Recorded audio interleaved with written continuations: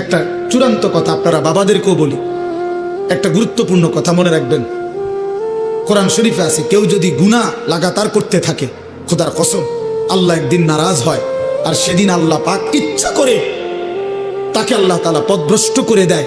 আর কোনোদিন আল্লাহ ইচ্ছা করেই তারে আর হেদায়েত দেয় না, আলোর পথে ফিরতে দেয় না, কল্যাণের পথে আসতে দেয় না, জান্নাতের পথে আর আসতেই দেয় না। খোদার কসম, এটা কোরআন শরীফের আয়াত।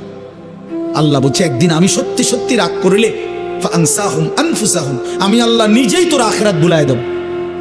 যা, ঠিক আছে বান্দা, গরু ছাগল কুকুর বিড়ালের মতো খা, ঘুমা, পেশাব পায়খানা কর, যৌন চাহিদা মনে পূরণ কর, ঠিক আছে বান্দা, খালাস। নুয়াল্লিহি মা তাওয়াল্লা ওয়া নুসলিহি জাহান্নাম। যা বান্দা, তোরে উল্টো পথে চলছিস, চলতে থাকো উল্টো, আমিও তোরে উল্টো পথে চালায়া দিলাম।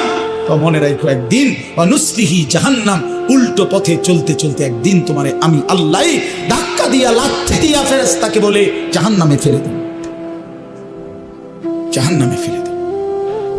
নবী সাল্লাল্লাহু আলাইহি সাল্লামের জীবিত থাকাকালীন যেমন নবীজির সামনে উচ্চস্বরে কথা বলার অনুমতি ছিল না, নবীজির ইন্তেকালের পরেও সাহাবায়ে কেরাম কোনোদিন নবীজির এই মদিনায় মসজিদে নববীতে রওজা শরীফের সামনে উচ্চস্বরে কথা বলেন।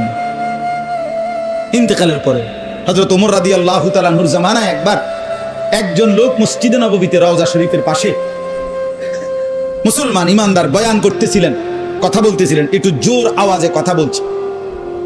প্রথম একদিন নিষেধ করাইছে তাকে, দ্বিতীয় দিন আবার আরেকবার যখন আরেকটু জোরে বলছে, আবার একবারে দইরা ঘাড়ে দইরা, ওমর তো ওমরে ঘাড়ে দইরা বাইর করে দিছে, মুসলিম তুমি বাইর, তোমার ওয়াজের কথা গেলে কেমন, তোর ওয়াজ লাগলো, তুই জানো না এখানে রাসূলুল্লাহ সাল্লাল্লাহু আলাইহি ওয়াসাল্লাম আছে। তার সামনে যে উচ্চ আওয়াজে কথা বলা নিষেধ, এটা তার জীবিত থাকাকালীন যেই হুকুম, ইন্তেকালের পরও এই হুকুম। এখন মক্কায় পুলিশ, যারা মক্কার পুলিশ মসজিদে হারামে, এই হজ্জের আমরা সবসময় দেখি, এবারও দেখছি, এখানে এরা চিল্লা বেশি, মক্কার পুলিশ মানে হাজি তারিক তারিক, হাজি রাস্তা রাস্তা, মানে সরো হাজি, শুধু ডাকে, শুধু আওয়াজ করে মুখ দিয়া, আর মদিনায় শুধু হাত দিয়ে টানে। বুঝছেন?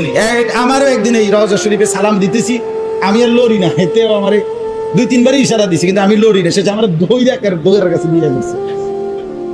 তা আমার সাথের যারা, তারা হাসতেছে, হুজুর আপনি তো একটা ঠেললে আনি লইয়া পড়ছে।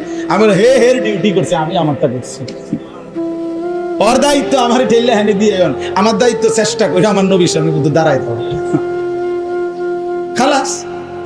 কিন্তু বলতেছিলাম যে ওই মুখে কি করে না, এরা চিল্লায় না এখানে, একের সেম আচরণ, মানে মক্কায় এরা আওয়াজ করে মুখ দিয়া,